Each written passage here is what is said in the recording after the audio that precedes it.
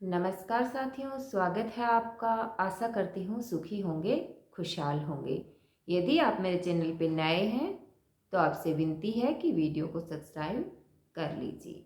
आज इस वीडियो में मैं आपको सोमवार व्रत कथा सुनाने वाली हूँ। सोमवार का व्रत करने और कथा सुनने से हमारी सारी इच्छाएं पूरी होती हैं, हमें मनवांछित फल प्राप्त होता है। तो आइए शुरू करते हैं। प्राचीन समय की बात है, एक साहूकार था। साहूकार बहुत ही धनवान था। उसके घर में धन धान्य की कोई कमी नहीं थी, लेकिन साहूकार के यहाँ कोई पुत्र नहीं था। पुत्र ना होने की वजह से साहूकार को अपने वंश की बहुत ही चिंता रहती थी। साहूकार प्रत्येक सोमवार को व्रत रखता था और भगवान शंकर और माता पार्वती की पूजा अर्चना करता था और कथा सुनता था और शाम के टाइम पे शिवलिंग पे दीपक जलाता था। एक दिन माता पार्वती ने भगवान शंकर से कहा, ये आपका भक्त आपकी कितनी पूजा आराधना करता है, मुझे लगता है कि आपको इसके दुखों का निवारण करना चाहिए। तब भगवान शिव शंकर ने माता पार्वती से कहा कि इसके पास धन धान्य की कोई कमी नहीं है, लेकिन इसके घर में कोई पुत्र नहीं है। पुत्र ना होने की वजह से ये हमेशा दुखी रहता है और मुझसे पुत्र प्राप्ति की कामना रखता है, लेकिन इसके भाग्य में पुत्र योग नहीं है। तब माता पार्वती ने कहा, लेकिन आपको यह करना ही होगा, क्योंकि यदि आप अपने भक्तों की पीड़ा दूर नहीं करेंगे तो आपको कौन कौन आपकी भक्ति करेगा। तब भगवान शंकर ने कहा कि मैं इसको पुत्र का वरदान दे तो दूंगा, लेकिन वह पुत्र सिर्फ 12 वर्ष की आयु तक ही जिंदा रहेगा। यह कहकर भगवान शिव शंकर रात के समय साहूकार के सपने में आते हैं और उन्हें पुत्र प्राप्ति का वरदान देते हैं और साथ में ये भी कहते हैं कि यह पुत्र तुम्हारे पास सिर्फ 12 वर्ष तक ही रहेगा, इसका जीवन समय 12 वर्ष का ही है। यह बात सुनकर साहूकार ना ही तो दुखी हुआ और ना ही तो प्रसन्न हुआ। वह पहले की तरह ही भगवान शंकर की पूजा अर्चना करता रहा। थोड़े समय बाद में साहूकार के यहाँ पुत्र रतन हुआ।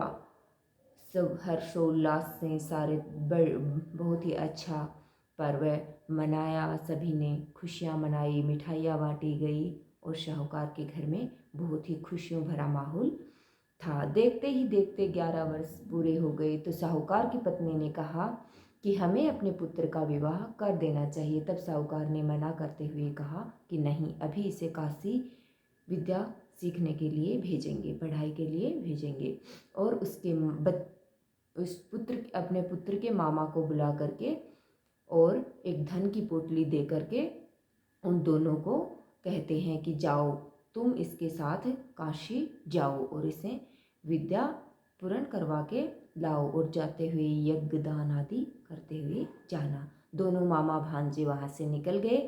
रास्ते में जब जा रहे थे तो एक नगर में एक राजा के बेटे की शादी हो रही थी, लेकिन राजा का पुत्र एक आँख से काना था। तो राजा को ये डर सताए जा रहा था कि यदि कन्या पक्ष को यह पता चल गया कि मेरा पुत्र काना है तो हो सकता है राजकुमारी शादी के लिए मना कर देगी।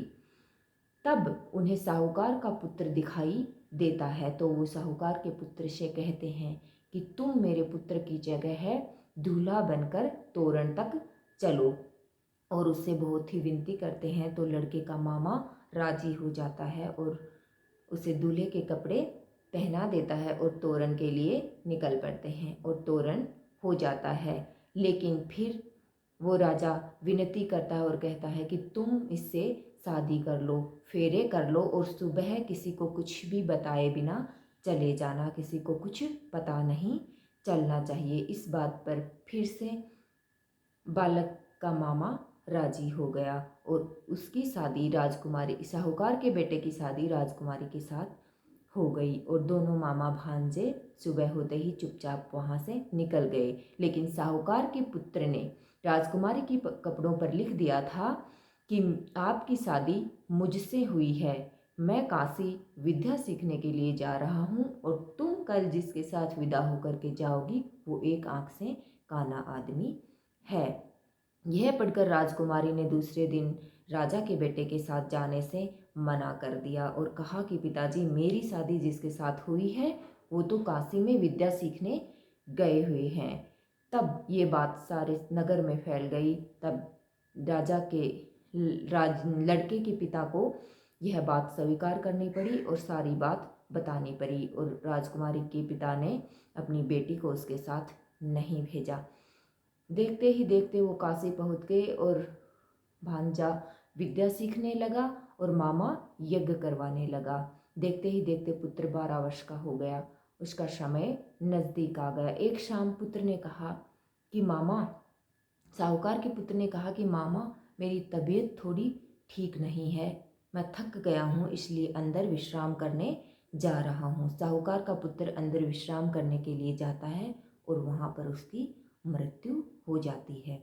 मामा यज्ञ करवा रहा होता। जब बालक वापस नहीं जाता तो मामा देखने आता है तो देखता है कि उसका भांजा तो मर गया है। यह देख उसे बहुत दुख होता है, लेकिन वो रो भी नहीं सकता है, क्योंकि यज्ञ के बीच में यदि उसने रोया तो उसका यज्ञ अधूरा रह जाएगा। वह वापस जाकर यज्ञ में बैठ जाता है, यज्ञ को पूरा करवाता है और ब्राह्मणों को भोजन खिलाता है।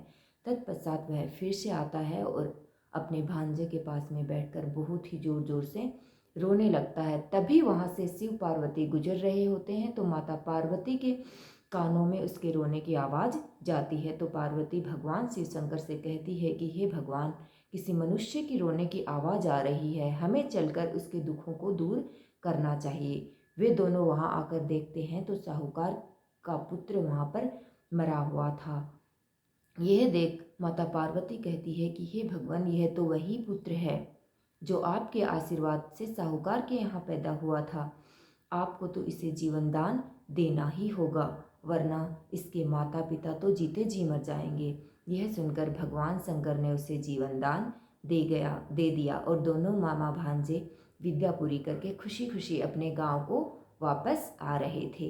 रास्ते में वो जब आ रहे थे तो उसी नगर से गुजरे जहाँ पर साहूकार के बेटे की शादी हुई थी और राजा बाहर पे जा रहा था। तो राजा ने बालक को पहचान लिया और दोनों मामा भांजे को महल के अंदर ले आया और एक समारोह रखा और अपनी पुत्री को साहूकार के पुत्र के साथ में विदा कर दिया। जब वो आ रहे थे तो पहले से ही साहूकार और शाहूकार ने छत के ऊपर यह सोचकर बैठे हुए थे कि यदि मेरा पुत्र वापस जीवित नहीं आया तो हम दोनों भी यहाँ से कूदकर अपनी जान दे देंगे। लेकिन तभी मामा ने आकर उन्हें कहा कि आपका पुत्र सकुशल है और शादी करके घर लौट रहा है। दोनों ने अपने बेटे का और बहू का स्वागत किया और शाहूकारनी और बेटे बहू अपने घर में बहुत ही खुशी से रहने लगे। हे भगवान शंकर, उस साहूकार को उसकी भक्ति का फल दिया, वैसा सभी को देना, कहने वालों को भी और सुनने वालों को भी। जय भोलेनाथ। नमस्कार।